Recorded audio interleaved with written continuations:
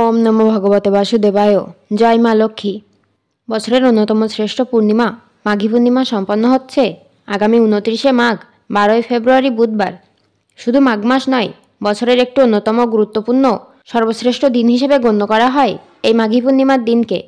কারণ বলা হয় এই সময় দেবদেবীরা মর্তলোকে ভ্রমণ করতে আসেন। স্বয়ং শ্রী বিষ্ণু এই সময় গঙ্গার জলে অবস্থান করেন। তাই অন্যান্য পূর্ণিমা অপেক্ষা এই পূর্ণিমার গুরুত্ব অনেক বেশি। বিশেষ করে হিন্দু ধর্ম, বৌদ্ধ ধর্ম এবং জৈন ধর্মে এই পূর্ণিমাকে অন্যতম শ্রেষ্ঠ পূর্ণিমা হিসেবে গণ্য করা হয়েছে। তাই এই পূর্ণিমায় কিছু কিছু বিষয় পালনের কথা যেমন বলা হয়, পাশাপাশি এমন কিছু বিষয় রয়েছে যা এড়িয়ে যাওয়ার কথা বলা হয়। আজ এই ভিডিওর মাধ্যমে আপনাদের সামনে আলোচনা করব এবছর 2025 সালে এই মাঘী পূর্ণিমা কবে এবং কখন পড়েছে, এই পূর্ণিমার মাহাত্ম্য কী, এই পূর্ণিমার দিন কোন কোন বিষয় পালনের কথা বলা হয় এবং কোন বিষয়গুলি আমাদের অবশ্যই এড়িয়ে যাওয়া প্রয়োজন সেই সম্পর্কে। আশা করি ভিডিওটি আপনাদের ভালো লাগবে। নমস্কার বন্ধুরা, বাংলা স্টোরি হাবে আপনাদের সকলকে জানাই স্বাগত। সবার প্রথমে আপনাদের জানাই যে এই বছর 2025 সালে এই মাঘী পূর্ণিমা কবে এবং কখন পড়েছে। এই বছর মাঘী পূর্ণিমা তিথি শুরু হচ্ছে আগামী 28শে মাঘ 11ই ফেব্রুয়ারি মঙ্গলবার সন্ধ্যা 6টা বেজে 58 মিনিট থেকে, এবং এই মাঘী পূর্ণিমা তিথি থাকছে পরের দিন 29শে মাঘ বুধবার রাত্রি 7টা বেজে 9 মিনিট পর্যন্ত। তাই উদয়া তিথি মেনে এই বছর মাঘী পূর্ণিমা পালিত হবে আগামী 29শে মাঘ 12ই ফেব্রুয়ারি বুধবার দিন। পূর্ণিমার যাবতীয় পালনীয় বিধি, পূজা অর্চনা, ব্রত সমস্ত কিছুই বুধবার দিন সম্পন্ন করতে হবে। তবে পূর্ণিমার যে নিশি পালন, অর্থাৎ যারা রাত্রি জাগরণ করে পূর্ণিমা পালন করেন, সেক্ষেত্রে তাদের মঙ্গলবার রাত্রে নিশি পালন সম্পন্ন করতে হবে। আর আপনি যদি মাঘী পূর্ণিমার পূজা দিতে চান, তাহলে উদয়া তিথি মেনে পরের দিন বুধবারে এই পূজা সম্পন্ন করবেন। চন্দ্রদেবের উদ্দেশ্যে অর্ঘ্য নিবেদন মাঘী পূর্ণিমার একটি অন্যতম গুরুত্বপূর্ণ কাজ বলে বিবেচিত হয়। চন্দ্রদোষ দূর করার উদ্দেশ্যে এবং মনের প্রশান্তির জন্য এদিন চন্দ্রদেবের উদ্দেশ্যে অর্ঘ্য নিবেদন করা হয়। অর্ঘ্য অর্থাৎ চন্দ্রদেবের উদ্দেশ্যে ফুল, জল এবং একটি থালায় সামান্য পায়েস অথবা সামান্য দুধ নিবেদন করার কথা বলা হয়। চন্দ্রদেবের উদ্দেশ্যে এই অর্ঘ্য নিবেদন আপনি মঙ্গলবার ও বুধবার উভয় দিনই সম্পন্ন করতে পারবেন। কারণ মঙ্গলবার ও বুধবার উভয় দিনই সন্ধ্যাবেলায় পূর্ণিমা তিথি থাকছে। তাই এই দুই দিনই চন্দ্রদেবের উদ্দেশ্যে আপনি অর্ঘ্য নিবেদন করতে পারবেন। তবে আপনি যদি মাঘী পূর্ণিমার দিন বাড়িতে সত্যনারায়ণ পূজা করতে চান, তাহলে তা অবশ্যই বুধবার সম্পন্ন করা প্রয়োজন।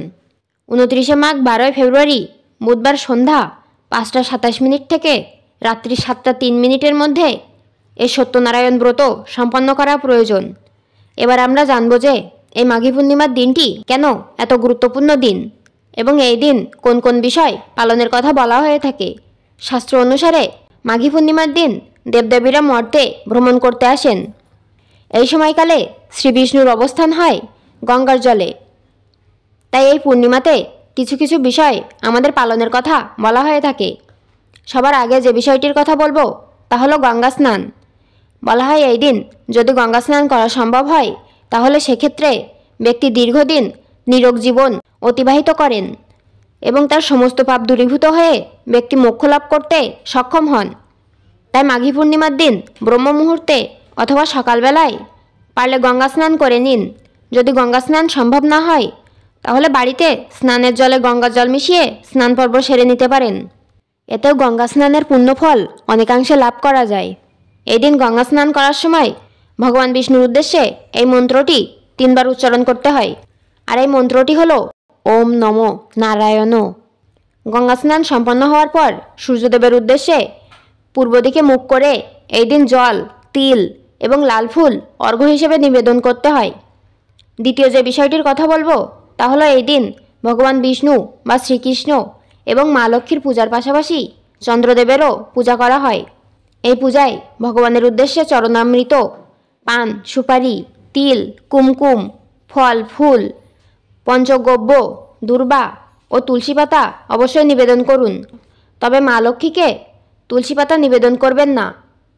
এদিন মা লক্ষ্মীকে গঙ্গা জলের সাথে মিশ্রি মিশিয়ে যদি ক্ষীর নিবেদন করতে পারেন এবং পূজা সম্পন্ন হওয়ার পর সেই ক্ষীর রাত্রিবেলা চাঁদের সম্মুখে কিছুক্ষণ রেখে দেওয়ার পর সকলের উদ্দেশ্যে যদি বিতরণ করেন, তাহলে ঘরে সুখ সমৃদ্ধি সর্বদা বজায় থাকে এবং ব্যক্তির জন্মকুণ্ডলিতে যদি চন্দ্রদোষ থেকে থাকে সেই দোষও মুক্ত হয়। তৃতীয় যে বিষয়টির কথা বলবো তা হলো এই দিন দান করা অত্যন্ত শুভ বলে গণ্য হয়। এই বিশেষ তিথিতে তিল, ঘি, গুড়, লবণ, বস্ত্র, কম্বল, শস্য বা যদি কোনো খাবার কোনো দুস্থ মানুষ, পশু পাখি অথবা কোনো সাধুসন্তকে দান করতে পারেন তাহলে সেটি অত্যন্ত শুভ বলে গণ্য করা হয়। এতে পুণ্যপ্রাপ্তি হয়। এদিন আপনি আপনার সামর্থ্য অনুযায়ী অসহায় এবং গরিব মানুষদের দান করার চেষ্টা করুন। বাড়িতে যদি কোনো ভিক্ষুক আসে তাকে কখনোই খালি হাতে ফিরিয়ে দেবেন না। এই মাঘী পূর্ণিমার দিন অবশ্যই বাড়িতে লক্ষ্মীনারায়ণের পূজা সম্পন্ন করুন। আর যদি কোনো কারণে এই পূজা সম্পন্ন করতে না পারেন তাহলে সেক্ষেত্রে যে বিষয়টি আমাদের প্রত্যেকেরই অবশ্যই করা প্রয়োজন তা হলো সন্ধ্যাবেলায় মা লক্ষ্মী এবং ভগবান বিষ্ণুর উদ্দেশ্যে এই দিন একটি ঘিয়ের প্রদীপ অবশ্যই প্রজ্বলন করবেন এবং এই মাঘী পূর্ণিমার ব্রতকথা অথবা শ্রী শ্রী সত্যনারায়ণ ব্রতকথাটি একবার হলেও পাঠ বা শ্রবণ করার চেষ্টা করুন। এই দিন যদি সম্ভব হয় সকালে একটি পাত্রে হলুদ, সিঁদুর ও ঘি একসঙ্গে মিশিয়ে সদর দরজার উপরে একটি স্বস্তিক চিহ্ন আঁকুন। এর ফলে বাড়িতে প্রবেশ করবে মঙ্গল ও শুভ বার্তা।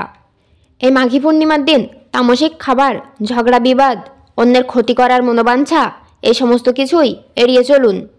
মা লক্ষ্মী ও ভগবান বিষ্ণুর কৃপা আপনার ও আপনার পরিবারের উপর সদা বর্ষিত হোক এই কামনা করে আজকের মতো ভিডিওটি এখানেই শেষ করলাম। ঈশ্বর আপনার মঙ্গল করুক।